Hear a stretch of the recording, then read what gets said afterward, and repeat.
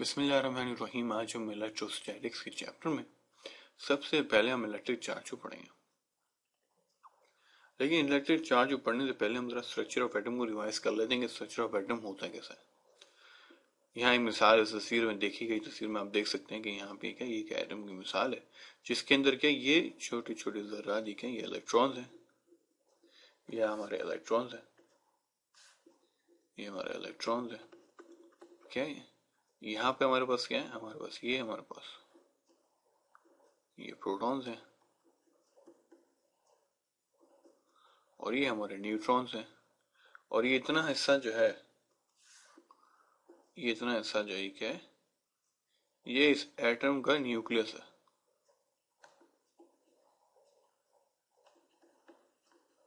ये इस एटम का न्यूक्लियस है। तो एक्चुअली हो क्या रहा है, देखने की चीज ये है, हो ये रहा है, अब देखना है कि अब हो क्या रहा है। यहाँ पे हो ये रहा है कि ये इलेक्ट्रॉन्स जो हैं एक इस एटम के न्यूक्लियस के गिर्द घूम रहे हैं।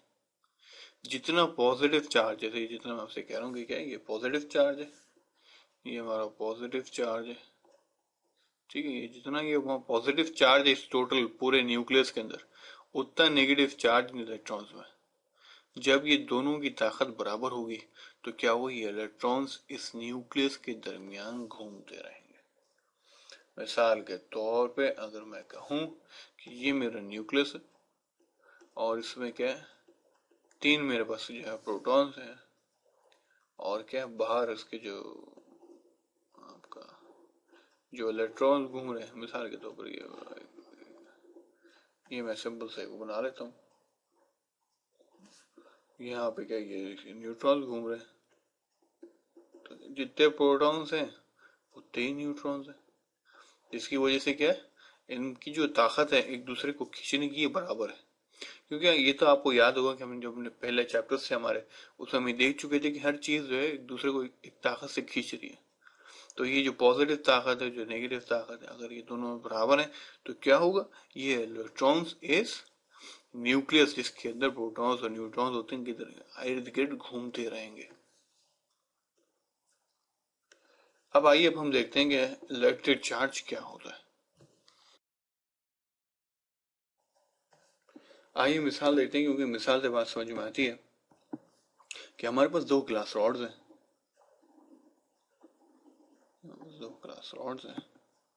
ठीक है। एक ग्लास रॉड ये हो गई और एक ग्लास रॉड ये हो गई। अब ये जितनी भी ग्लास रॉड्स हैं क्या, इनके अंदर एटम्स हैं और एटम्स में क्या इलेक्ट्रॉन्स मूव कर रहे हैं। जैसे अभी हमने पिछले एग्जाम साल में देखा क्या था कि हमारे पास न्यूक्लियस था और उसमें क्या एटम्स जो थे ये अपने ऑर्बिट्स में घूम रहे थे इलेक्ट्रॉन्स। मिसाल के तौर एक इलेक्ट्रॉन, ये एक इलेक्ट्रॉन, ये और ये हमारा यहाँ पे क्या पॉजिटिव चार्ज था न्यूक्लियस के अंदर। अब इस जो इलेक्ट्रॉन्स मूव कर रहे हैं इस न्यूक्लियस के दरमियान में, सही है, ये इलेक्ट्रॉन्स जो मूव कर रहे हैं इस न्यूक्लियस के दरमियान में, ये क्या ये आपस में इनकी जो कशिश है, जो इस न्यूक्लियस की कशिश है प्लस की और टोटल माइनस की क्या बराबर है। तो टोटल चार्ज जो है इस टोटल एटम का क्या है, ये न्यूट्रल है कि पॉजिटिव जो है नेगेटिव को कैंसिल कर रहा है। अब होता है क्या, जो सबसे लास्ट ऑर्बिट, सबसे आखिर का जो मदार होता है जिसके अंदर आपका इलेक्ट्रॉन घूम रहा होता है, ये सबसे इसको सबसे कम ताकत लग रही होती है न्यूक्लियस से, सेंटर से सबसे कम ताकत लग रही होती है। तो अगर ये किसी तरीके से एटम से बाहर चला जाए, ठीक है, अगर ये इलेक्ट्रॉन इस एटम से किसी तरीके से बाहर चला जाए मिसाल के तौर पर, तो अब क्या होगा, इस इस एटम के अंदर अब क्या होगा, दो पॉजिटिव चार्ज होंगे एक नेगेटिव चार्ज होगा। तो क्या है, ये डिसबैलेंस हो गया चार्ज। पहले क्या था, न्यूट्रल था, लेकिन अब क्या है पॉजिटिव चार्ज ज्यादा, तो अब ये पॉजिटिव हो गया। इसी तरीके से अगर किसी न किसी तरीके से इसके अंदर इलेक्ट्रॉन आ जाए एक और, तो क्या होगा, तो अब क्या होगा, अब तीन नेगेटिव चार्ज होंगे। मिसाल के तौर पर एक और इलेक्ट्रॉन इसमें आ गया तो पॉजिटिव चार्ज दो हो गए और नेगेटिव चार्ज तीन हो गया। तो अब पूरे ओवरऑल एटम के अंदर कौन सा चार्ज आ जाएगा, नेगेटिव चार्ज आ जाएगा। और यही चीजें जो हैं ये किसी चीज को चार्ज करती हैं। अब आइए देखते हैं कि शीशे की रॉड को अगर हम रेशम से, सही है, अगर हम रेशम से रगड़ते हैं तो क्या होता है। मिसाल के तौर पर ये हमारा रेशम का कपड़ा हो गया, तो जब हम इस शीशे की रॉड को रेशम के कपड़े पे रगड़ें तो क्या होगा कि ये इस क्योंकि अब ये क्या है, ये पूरी रॉड जो है इसके अंदर क्या एटम्स है ना, ये बहुत सारे इसमें एटम्स हैं। तो क्या हुआ, इन एटम्स के अंदर क्या नए इलेक्ट्रॉन्स भी हैं और इसमें पॉजिटिव चार्ज भी है। लेकिन जब हम रेशियम से लिखेंगे तो क्या होगा, इस रॉड के इलेक्ट्रॉन्स, जो इलेक्ट्रॉन्स है ना,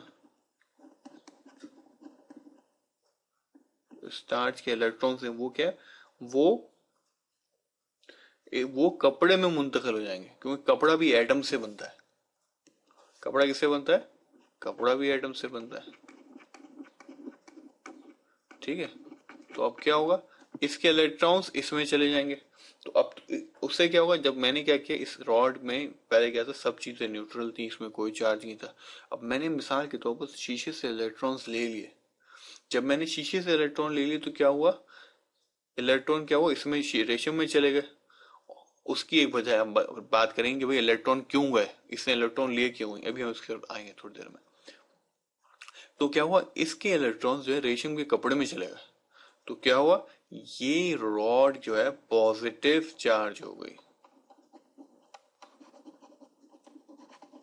क्या चार्ज हो गई, पॉजिटिव चार्ज हो गई, क्योंकि इसने अपने इलेक्ट्रॉन्स जो हैं किसको दे दिए, कपड़े को दे दिए। तो अब ये क्या पॉजिटिव चार्ज हो गई। तो बिल्कुल ऐसे ही कंघी के साथ भी ऐसी है कि क्या होता है, उसमें कोई एक चार्ज आ जाता है, नेगेटिव आ जाता है या पॉजिटिव आ जाता है। अब सवाल ये होता है कि इसने इलेक्ट्रॉन क्यों दिए। तो उसकी वजह ये कह सकते हैं कि भाई इसके जो एटम थे, इनमें जो बॉन्डेज थी इलेक्ट्रॉन्स की, वो इतनी मजबूत नहीं थी, इसलिए उसने इलेक्ट्रॉन्स दे दिए। क्योंकि जिससे लगा रहे थे ये ज्यादा ताकतवर था, इससे वो इलेक्ट्रॉन्स खींच लिए।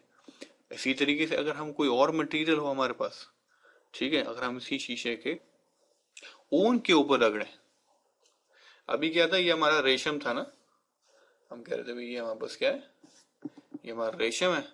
अगर अब मैं कहूँ ये हमारे पास ऊन है, ऐसी इसी जो है मेरी जो रॉड है, इसको मैं क्या कर रहा हूँ, ऊन पे रगड़ूंगा। तो अब इस सूरत में क्या होगा, ऊन के इलेक्ट्रॉन्स जो है वो शीशे की इस रॉड में मुंतकिल हो जाएंगे, क्योंकि ऊन के अंदर क्या है, इलेक्ट्रॉन ज्यादा कमजोर हैं अपने आखिरी ऑर्बिट में। क्योंकि ये भी एटम से बना है ना, ये बात सोचने की, हर चीज एटम से बनती है, ठीक है। ऊन भी एटम से बनता है, स्टील भी एटम से बनता है, कपड़ा भी एटम से बनता है, और एटम के सबसे छोटा यूनिट है, सही है, उसके ऊपर फिर और चीजें हैं, बाकी सारे मॉलिक्यूल वगैरह। तो कहने का मकसद ये है कि इलेक्ट्रॉन्स का जाना, जो ट्रांसफर होते हैं किसी बॉडी से दूसरे बॉडी में, इससे क्या होता है, वो बॉडी चार्ज हो जाती है, सही है। यही वजह है कि शीशे की रॉड चार्ज हो रही है, कहीं पे नेगेटिव चार्ज हो रही है और कहीं पे क्या हो रहा है, ये पॉजिटिव चार्ज हो रही है। उम्मीद है आप लोग को इस मिसाल से कुछ बात समझ में आ गई होगी।